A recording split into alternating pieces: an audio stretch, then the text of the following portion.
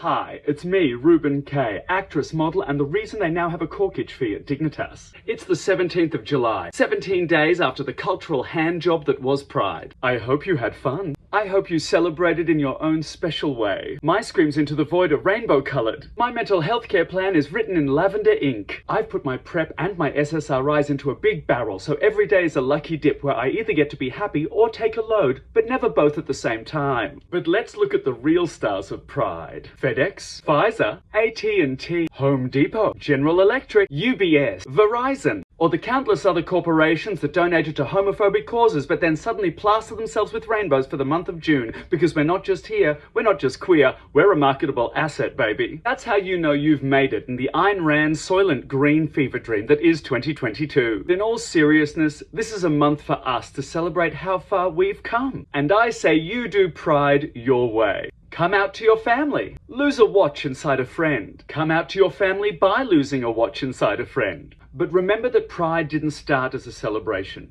It started as a protest, a riot. And we owe that to trans people, specifically trans people of colour and especially black trans people.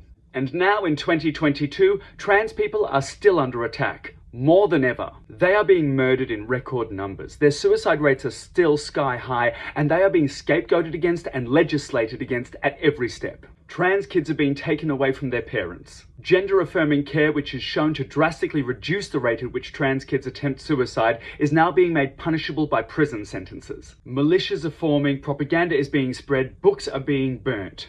GOP politicians are not just discriminating against trans people, they are openly adopting genocidal policies, stating they want to put them on registers and isolate them from society. We are already at 7 of the 10 stages of genocide. This is no fucking joke. The old adage is true.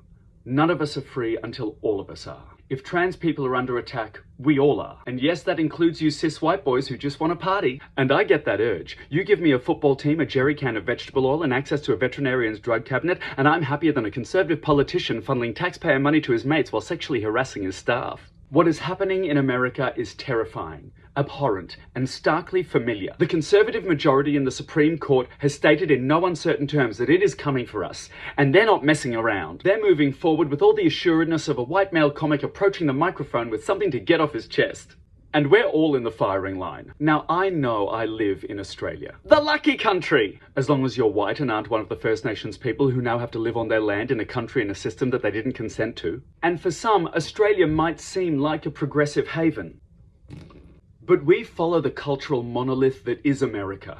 We're already having rallies here. Conservative politicians are already using abortion and trans people as fulcrums for a culture war to divide the nation. And don't get me started on the UK. I'm so sorry, you beautiful people, but I'm coming in August and September, so we can all just burn it down together, okay? Pinky swear?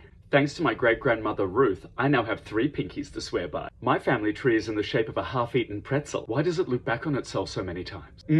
So yes, Pride is over, but that doesn't mean you get to put down your rainbow flags and stop marching. Push through that come down, queen! I hate myself. We have unprecedented representation on our screens right now. But that doesn't mean it's over. It doesn't mean we've won. It means we're a more visible target. We're in the spotlight now more than ever, and it's also our greatest weapon. So use it.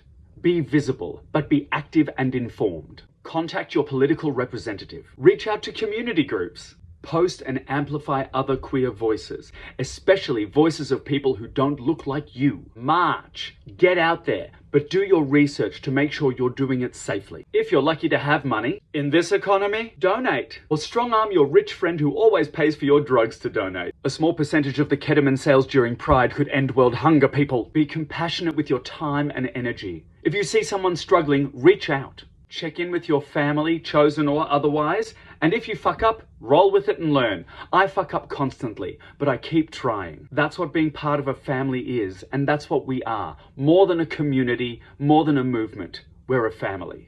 And I, for one, couldn't be more proud of that. Now, if you'll excuse me, I spilt a bottle of room odorizer before, and I'm beginning to slide down the bar stool I'm sitting on.